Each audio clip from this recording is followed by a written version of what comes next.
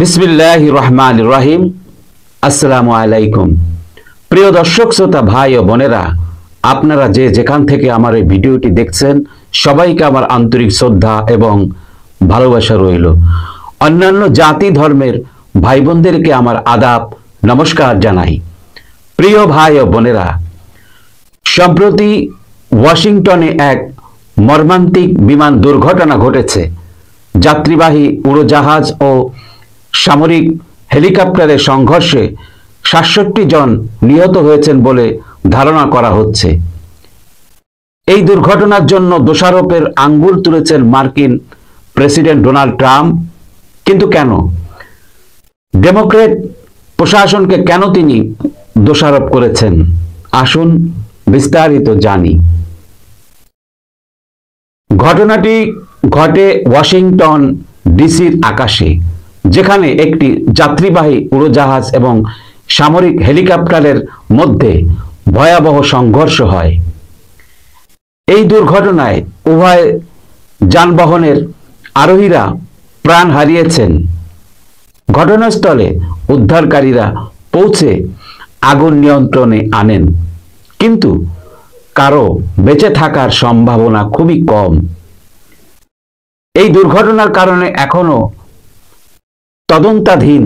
তবে ট্রাম্প সরাসরি দোষ দিয়েছেন বাইডেন প্রশাসনের নীতিকে। ডোনাল্ড ট্রাম্প বলেছেন, ডেমোক্রেট সরকার, বিশেষ করে ওবামা ও বাইডেন প্রশাসন ফেডারেল এভিয়েশন অ্যাডমিনিস্ট্রেশন FAA এর নিয়োগ নীতিতে বড় পরিবর্তন এনেছে। তার দাবি, এয়ার ট্রাফিক কন্ট্রোলার নিয়োগের ক্ষেত্রে দক্ষতার মানদণ্ড কমানো হয়েছে। ফলে এখন নিয়ন্ত্রকরা দক্ষতার অভাবে এমন দুর্ঘটনা এড়াতে পারছে না।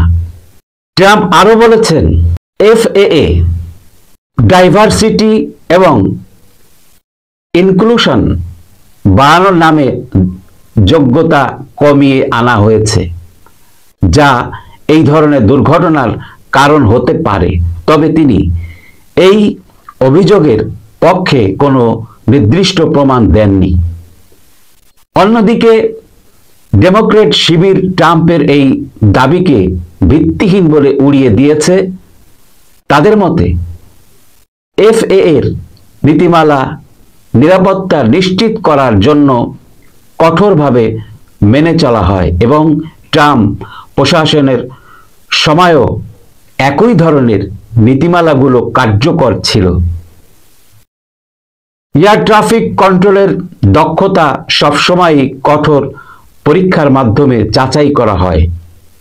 তাই শুধুমাত্র বৈচিত্র্য বাড়ানোর কারণে এমন দুর্ঘটনা হয়েছে, এটি বিতর্কিত একটি দাবি। তাহলে সত্যটা কি?